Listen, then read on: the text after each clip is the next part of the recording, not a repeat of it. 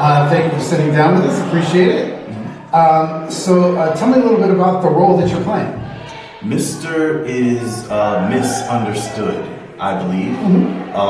He's living in a patriarchal time where, the identity of toxic masculinity is heightened versus to where we are today. Right. But what I learned is that, being this type of person in a show like this teaches all of us how humans could just react and make mistakes and learn from their mistakes. So I think that's the role that Mr. plays in this production. Oh, that's interesting. So that's actually gets me thinking about. So how? I know we're somewhat early in the process, but how do you think that you're going to play the role? Because anyone can play the role. It's written as kind of a villain, antagonist, and we can do it like a cartoonish way. But I'm curious of are you feeling like you want to give him some more depth and it's not so black and white? You know what I mean? For me, I've been grappling with this actually myself. Being the stereotypical villain, and everyone's story is kind of cartoonish.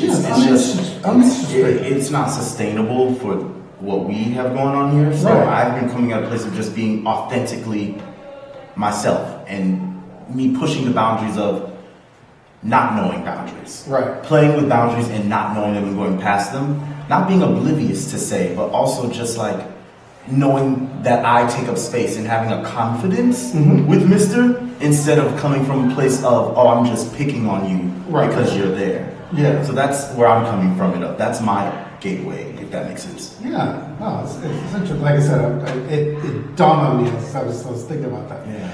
Now, is there something that drew you to the role or the show as a whole? For me, it's just one of those shows. It's us. It's very much rooted in strength and positivity and hope. And, I fell in love with the score. And, I know, first and foremost, my voice type, Mr. is a baritone. So my tenor days are over. But, I just knew that I've always wanted to trickle the line into transforming into more of my adult male role era versus adolescent male role era. So I wanted to take that challenge. Yeah. Now, do you have a favorite musical out there? I've got a couple. I really love Anastasia. Oh, wow. Oh my God, yes, Anastasia, and I'm also a fan of Once on This Island. I'm a sucker. I love that show. That is one of the best shows out there. I've been dying to do that show for years. You do. Absolutely. Our director Elijah just directed Once in the Island last year. Here? No, not for us, but at Kentwood Players. They're in Westchester. Got you. Okay, no, I didn't know that. Yeah. Man. Actually, Jayla, who's in our cast, was in that show too. Okay, I love Jayla. Oh my gosh, shout out to Jayla. So now, is there a dream role, maybe in Once in the Island or something else, I want to play. Not the two that I mentioned. I have a couple. I definitely want to be Shrek.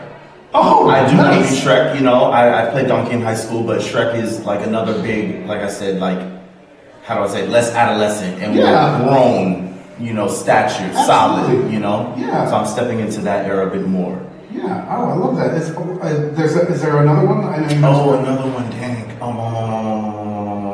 It's like when you ask spot on, you don't know. But then I'm trying to see. Shrek is a great one, though. I love that. Shrek is a good one, but there's also there's so many good ones. Look, let me think. Hold on. I definitely want to be the genie in Aladdin. Oh, okay. I have to be the genie. Sebastian is calling me at least once in my life, and I love plays as well. So I've been dying to be Corey in Fences one day. Oh. So I do all mediums. So musicals, plays, television, film. So I just Yeah, actually, it's funny you mentioned that because we about 15 years ago we did a play called "Do Lord Remember Me." It's Negro spirituals interspersed with the slave narratives from the 1920s.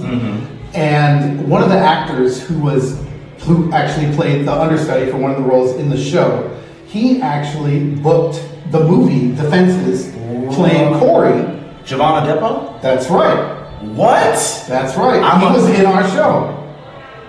He was in our show. I'm honored. I'm just honored. I'm a huge fan of his work. Yeah. Giovanna's great guy, great kid. He was just, I loved working with him. Yeah. I as soon as I saw the movie, because I remember seeing Fences with James Earl Jones. Like, wow. I remember seeing that. It was amazing. Shut up. So when I saw they were doing the movie, I was like, oh, okay, Denzel, okay, that could be interesting. I mean, he's not like this big stature guy like James Earl Jones is. Yeah, no. But then I saw, I was like, wait a minute, I know that guy. Oh my God, that's literally how. James was great. Yeah. And like, not only that, voicing Mufasa, he's the original Mufasa. Right. Yeah. So, he's literally one of the goats. Yeah, absolutely. Yeah, it's like, and his career has just spanned over so much. Like he's done the romantic leads. He's done, he's done like the really hard stuff. He's done like the, at the time, the traditional scary black slave guy. He's done that stuff too. And then, he started doing voiceover work, and he's suddenly doing Star Wars, and people know him from that. It's an amazing career that man has had. So very multifaceted, for sure. One of the most talented guys we've ever had, honestly. Yeah. Sorry, we're getting on a tangent here talking about. You're fine. Keep talking. Give me more.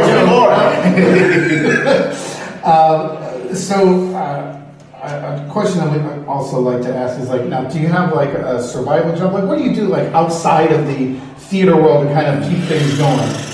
Theater, acting world. Let's say acting. No. That's a very good question. So I moved here with $700 and a Dunkin' Donuts gift card the day after I graduated from my HBCU, Howard University. Oh, there you go. And I did back then in 2019, right before COVID, things were a bit cheaper. Still LA expensive, but cheaper LA expensive than where we are now. Right. And I just did not want to get a real job. I said I didn't come out here for that. I said I'd rather, because my expenses were so low, I was just renting a room in-house, very cheap. Yeah. I did catering, I was a dishwasher, and that kind of hit my ego a bit, like graduating from a good school like Howard, and I'm like, look, in order to make my dreams come true, I have to make time for this and time for auditions. That's right. So I had to not get a 9 to 5. So survival-wise, I work in hospitality, kitchens, and any gig I could find. Like I would go on Craigslist, and if there's a spec or commercial for cannabis in Agora Hills, I took the bus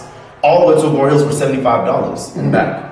Wow. When I was with my USC. So to answer your question, anything under the sun that's a gig and flexible and time lenient to come to rehearsals, get the auditions done, and pay my bills. Yeah. But mainly, the main three, catering, serving, and hospitality, working in a hotel or concierging at luxury apartment buildings. Oh, wow. Yeah, so it's like just in and out. Wow. In and out. Now, do you have like any hidden talents there? Something that like other people might not be like, oh, I didn't know you did that.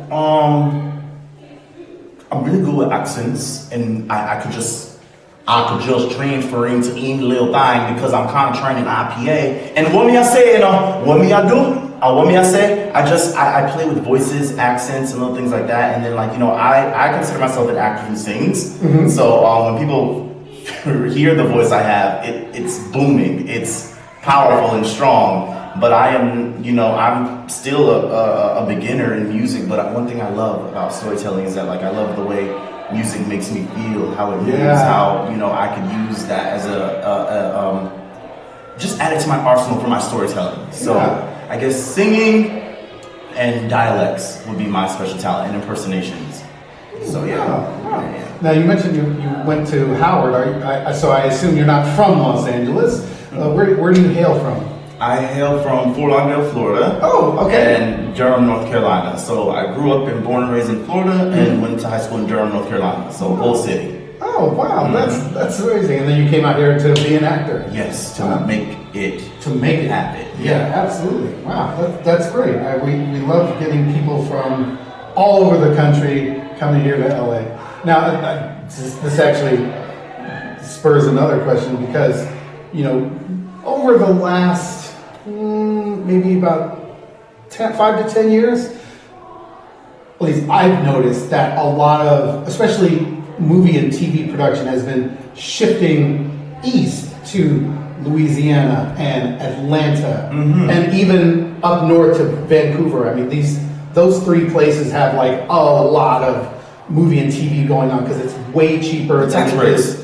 The tax breaks are that's what's sending all the companies there. So, is there a reason you decided to come to LA, or is it more this? Hey, LA, it's Southern California. I was following in the path of my predecessors, like Taraji P. Henson, Chadwick Boseman, Laz Alonso, Gabrielle Dennis. The list goes on and on and on. Yeah. They typically have profitable careers in Los Angeles, so I chose also because it was warmer and it was closer to home, like Florida to me. Right. So I chose that over New York, and I thought LA was just way cheaper than New York. I think I'm correct on that. Though. I think you're you correct. can ball on a budget here. Yeah. New York, you will be double snakes out in the cold. Yeah. So that was my choice. Yeah, that's interesting. So now another question that we like to ask our guests here is what's a reason for someone to come see this production of this show? This show is not done in Los Angeles. It's just one of those shows. So when people hear it, it just, granted there's the book, the Broadway musical, the movie on the Broadway musical, and it's just one of those stories that like everyone knows it. So I think it's really good to come see this one because it's starting not on a big regional theater stage, but it's starting right here in the community. And I think without community in LA, you don't make it here. That's true. Yeah, that's my stamp on that. That's true. Yeah. All right, great. Thank you so much for sitting down with us. Anytime. Okay. Oh, yeah.